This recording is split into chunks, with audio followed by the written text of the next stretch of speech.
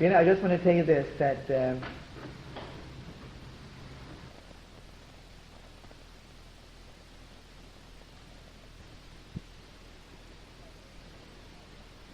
Chief Rabbi of Krakow, and his son-in-law, the Holy TaZ, was the Chief Rabbi of Lemberg. And the Bach was the Av Bezin, and the Megaleh Amukot was the Reish Mesifta, the head of the yeshiva. And besides getting involved, everybody knows the Bach was the greatest, and the Megaleh Amukot was one of the greatest Kabbalists in the world.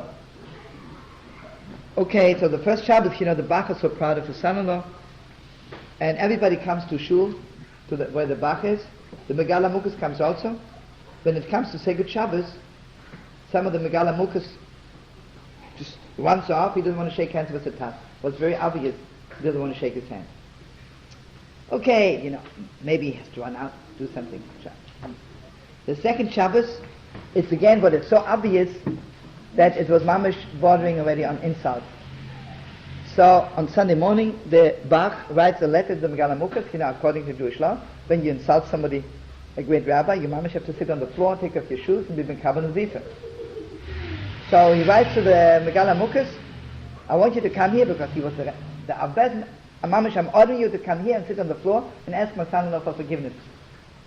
While he is writing the letter, two people are coming in, and they say regards from the Megaleh Amukot. He sends word to you that he knows that you're writing this letter to him. He said, better don't write it, because it's not for you to know. Just you're playing with things which are beyond you. Because Megaleh Amukot is a Gewalt Kabbalist. Don't mingle into my business. The craziest thing happened, okay, so he didn't write the letter. Next Shabbos, the Megaleh Amukot comes again to Shul. Mamish, he walks up to the TaZ, kisses him and hugs him. He says, Mamish, I'm so glad to see you. So the TaZ says to him, also the Bach, why didn't you take a Shabbos with me the last two Shabboses? He says, I'll tell you. Hey, but Benny.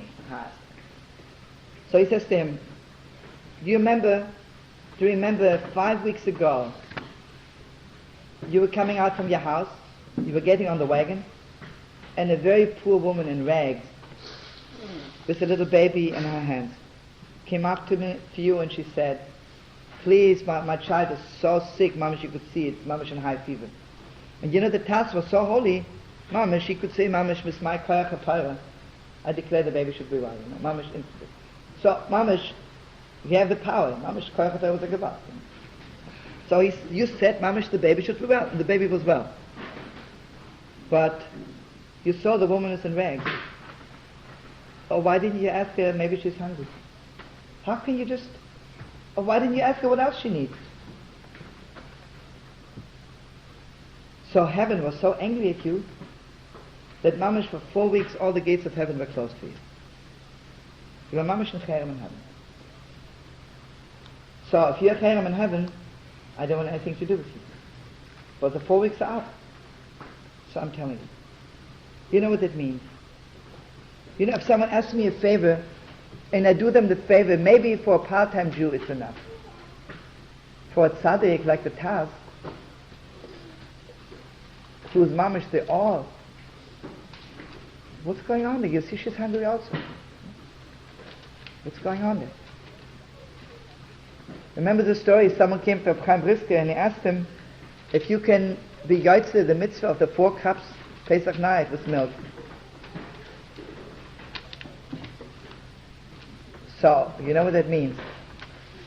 The question is not only if he can be yotzei with milk. He has nothing to eat, right? So imagine Reb Chaim Sandler told him, yes, it's okay, you can be yotzei with milk. Same gesund. It's the end of the world, right?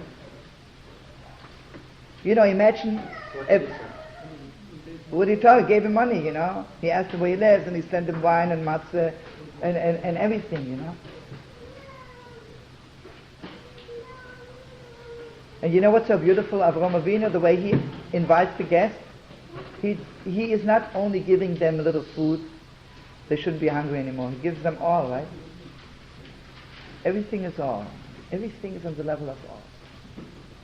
Like after the covenant with God, it has to be the all. It has to be completely changed. Davening has to be all. Doing somebody a favor has to be on the level of awe.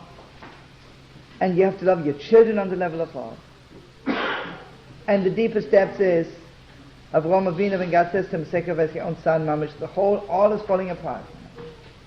Everything is falling apart over there. But there's Yerushalayim HaKodesh mamish. And Gewalt is it. And you know, I want you to know one thing. What's the shofar doing to us? Where does it reach? It doesn't reach part-time of you. The shofar is mamish, the voice that reaches to all of us. You see, on Yom Kippur we do tshuva for this, for this, for this. I'm a little bit into retail. Rosh Hashanah, the first day of the year, is the fixing of the altar.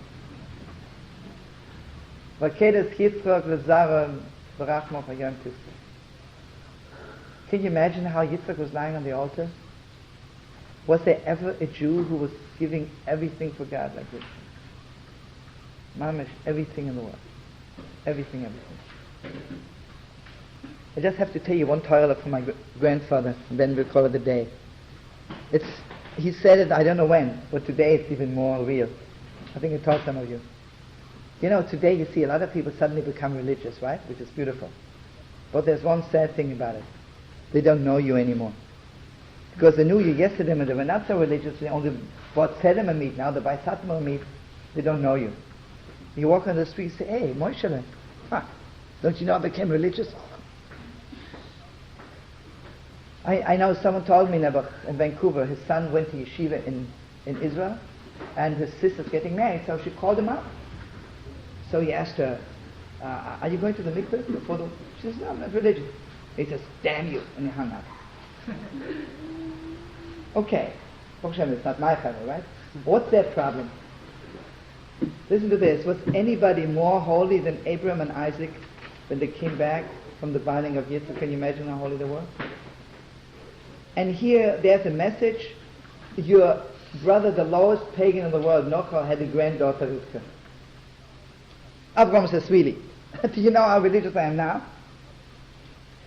I mean, really, who cares if this pagan had children? Who gives a damn? I mean, maybe 100 years ago we were born by the same father and mother, but who cares? I have nothing to do with them anymore. Can you imagine? Where would we be, right? Where would we be? Can you imagine Avraham Avinu is coming back from the cave? Here, Achad V'Roma Ele, V'Yugad L'Avraham Neymar, Hine Yolda Milke L'Nochachir. Think Avraham Avinu stops being a brother with his brother, even if it's the lowest pagan? Do you think Avraham Avinu is not rejoicing when he hears his brother, the lowest pagan, has a little granddaughter, Rivka? Come on. Anyway, the Shabbos Gityantiv, let's sing one more song, then we'll call it the deepest day. Just let's sing one song and go. Okay. What time is it? I got the thing.